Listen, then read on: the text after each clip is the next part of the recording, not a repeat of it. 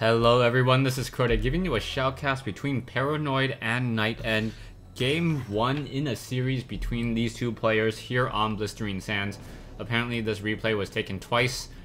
These are not actually spoken by the players. The players don't actually promote any of these websites. It is done by the website themselves. They're able to inject their links into the game. Anyways, back to the game. Paranoid spawning on the north side of Blistering Sands as the blue Zerg player. Meanwhile, we have NightEnd spawning on the south side as the red Protoss. So this will be Protoss versus Zerg here on Blistering Sands, and I'm kind of interested as to see what NightEnd will be doing. It looks like he will be doing for a Gateway Forge expansion over here on the low ground.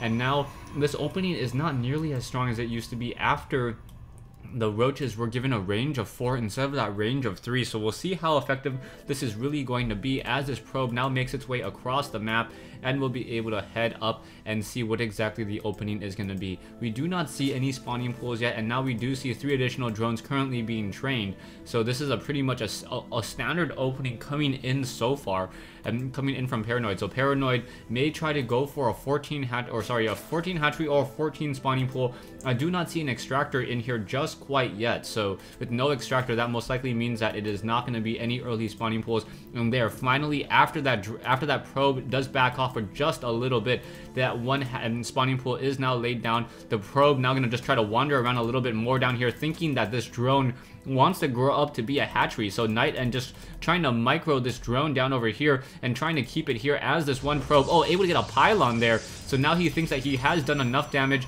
and now trying to delay that probe now will be able to head back off over here to the north side of the map. This probe looking to see if there is a spawning pool, needs to check the back mineral patch, sees that the spawning pool has been there for quite some time. As this probe now does take some more damage, down to 15 shields here. We do see one forge down here, no gateway just quite yet, as we are still getting more, finally getting a photon cannon here. So that is going to be a photon cannon here, no gateway, as that Overlord finally will gain sight here, and we should be getting a gateway up in just a moment. So as soon as we get that gateway, that should mean that Paranoid will not be able to run in with those Zerglings, and we should start seeing a little bit of pressure on this back door. We do, however, have a pylon now here. So with that pylon here, it will be able to get some photon cannons here and here. Curious positioning on the pylon though. Normally I see Protoss players try to place the pylon on one side so that they can then get the photon cannons on the other side as well. So now back over here, the Overlord now making its way over. Still don't see a gateway just quite yet, as we are now seeing a fast expansion nexus. So NightEnd getting that nexus in addition to Paranoid also getting his nexus as well. Both sides not really getting any gas just quite yet. We do see NightEnd currently warping in an assimilator, but obviously no probes in here at all. So probes will be able to start coming in here in just a moment, but with that gateway currently now being warped in, it will be quite some time before we get a Cybernetics core followed by Sentries or Stalkers, those all-important gateway units. Now, once again, a curious position on this photon cannon, as that photon cannon will be susceptible to roach focus fire on the low ground. Those roaches will be able to come up here and then just start dealing damage towards that one photon cannon and get that damage out. Zerglings is now going to try to test the waters on this front door location. 2 Zerglings will not be able to break down this front door here, as the Forge and the Gateway both have a lot of shields and a lot of hit points. So the game is now transitioning quickly into a mid-game strategy. We should be seeing a tech into tier 2 at some point, now that we are now going into double extractors. Meanwhile, back over here, we are getting a lot of probes on the assimilator. I believe that's 1 probe too many. Actually, that's 2 probes too many there. And yeah, so that is 5 probes currently on gas. So NightEnd, a little bit of a mistake there. I'm just sending too many probes. I believe that's 1 too many probes. Can I check? I thought I saw 5 probes for a second. Okay, maybe that's just... No, that is 4 probes there. So one probe too many there. We do see some creep tumors now in play. And now those Zerglings going to try to test the waters as a Zealot. Now going to try to walk out over here. No level 1 weapons upgrade yet coming in for that Zealot. So a little bit of surprise as that Zealot now going to try to test that. And now in come those photon cannons. Photon cannons able to deal a lot of damage. And that one Zealot getting 1 quick kill. And now going to go out and try to test the waters. See what actually is happening on across the map. Cybernetics core currently researching that warp gate ability, and we are now running off of 3 gas for NightEnd, or soon to be 3 gas for NightEnd. And that means that NightEnd will have a very, very strong gas economy and be able to produce a lot of very, very high-tech tier units. Zealot now trying to get up that ramp, will not be able to, as a swarm of Zerglings now coming down. So the Zealot now just going to simply try to come down into here, try to get some damage onto a drone, able to get one drone kill before it gets taken down, and now those Zerglings going to try to move out. We do see one photon cannon still here, as we are now getting another assimilator, so that is going to be a lot of gas coming in for NightEnd. NightEnd does not show any additional production buildings, now throwing down 2 Stargates. So a two Stargate warp in now coming in addition to that gateway here. And production wise, I do not see any tech to, we are at tier 2, but I do not see a Spire coming in just quite yet, just an evolution chamber. So the evolution chamber, obviously for the weapons or missile upgrades, in addition to those spore crawlers, as we may be getting void rays. We are getting a double Stargate right now, so the double Stargate will allow for the production of Phoenixes and those void rays as more stalkers are just continuing to walk around the map. We are getting one sentry coming online as well as the back door and front door. The Zerg player just able to sit, no sorry, the Protoss player able to sit on 2 bases very, very comfortably. Perhaps Paranoid should be trying to think about taking this expansion here and trying to power drone even further. He does not see the amount of overlords in play, or he doesn't have any overlords in the base, so he does not see these 2 production buildings down over here. In comes this overlord. Overlord's going to try to suicide himself in, and now an overlord also suiciding himself along the south side as well. So the overlord will be able to see that double Stargate over here. So Paranoid doing a great job of getting a decent amount of scouting off of 100 minerals, just using that one overlord, enabling him to gain some sight, and now in come those Phoenixes. So we now should be seeing this, a Hydralisk Den coming online in addition to 2 spore crawlers, brilliantly played by Paranoid. Paranoid will have the proper defense, and that will make it very difficult for any of these Phoenixes to get any true harassment down, as now we are going into a two robotics facility. So this is a 1 gate into a 2 Stargate and 2 robotics facility.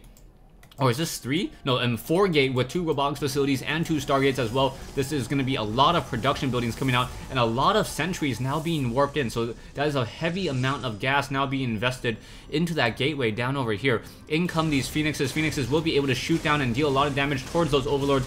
Overlords being forced to pull back. We do see one Queen now trying to pull back. There is a Spore Crawler dealing some damage, and that Queen now just able to soak up a lot of damage so far, being Graviton beamed once again. So down goes a Queen there. We do see a Hydralisk trying to come in and get some damage as well, and that Spore Crawler just out of combat range as more Hydralisks are now being trained up. We need more Creep Tumors, as those Creep Tumors will be able to allow these Hydralisks to be able to walk much more quickly across the map.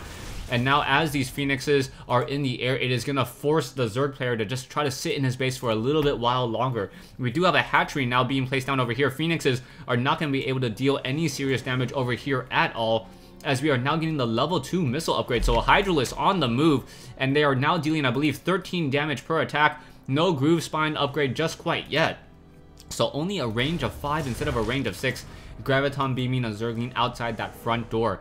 We now Spire currently coming online, hatchery nearing completion, more Hydralisks still being trained. So those Hydralisks are going to be a strong counter both against those Immortals and those Phoenixes. I do not see a robotics bait just quite yet, and that is a big surprise, as he's training Immortals, and Immortals are not that useful against Hydralisks. Colossus infinitely more useful in addition to that extended range there. We do see a Queen now trying to come in addition to that one Spore Crawler there. Spore Crawler trying to get some more damage. These Hydralisks still do not have that Groove Spines. In comes another Queen here trying to get some more damage dealt, and now Graviton beaming that one Zergling on that high ground.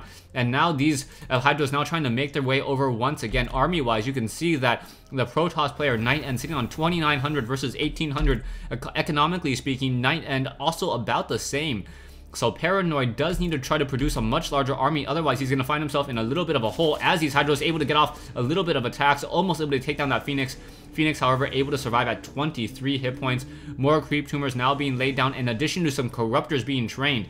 There are these Hydralisks here, and those Hydralisks now going to try to fight back against this high ground location here, as some Roaches now coming in as well. So Roaches and Hydralisks trying to push in. Force fields now being laid down. Overlords coming in to soak up some of that damage as well, as those Hydralisks are now in the air being picked up, as those Roaches trying to fight back. However, the sheer number of NightEnd able to deal a lot of damage with those Immortals. Immortals focusing down many of those Roaches, and those Roaches now scampering all the way home. Production-wise, we do see some Corruptors in the air, but if he gets too many Corruptors, those Corruptors are not going to really be able to deal all too much damage, as we are now getting some Pylons down over here away from that creep, and now trying to put some pressure onto this one hatchery. This hatchery will not be worth its weight in minerals, as not that many minerals have been mined out of this location just quite yet. Queens now being transferred over. Drones now trying to come back in as well. What are those drones going to do? Drones going to try to act as a front line. Not going to be very successful at all. 2,000 mineral army versus 4,750. And the macro of NightEnd just so powerful. Able to deal so much damage in this fight back and forth. And I believe NightEnd can just simply sit here and deal the necessary damage and force Paranoid to say GG. More units are going to be trying to come back in. Hydra's trying to do their best in order to fight continually. However, the Zealots also acting as a little bit of a wall, and that Immortal should be able to finish off this hatchery very, very easily. Overlord's now once again trying to retreat, as Paranoid has a very small window in order to try to macro up a large enough army to deal with this very, very aggressive attack force by NightEnd.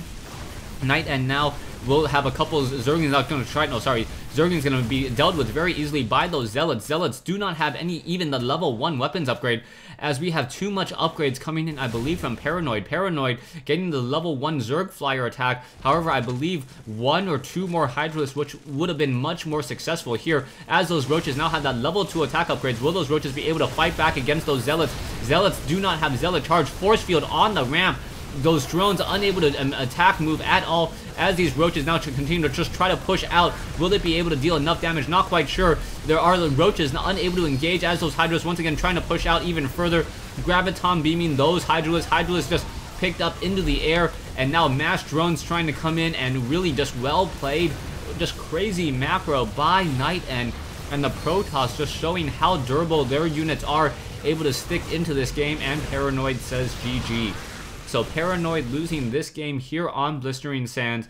Stay tuned for Game 2 in this Protoss versus Zerg matchup.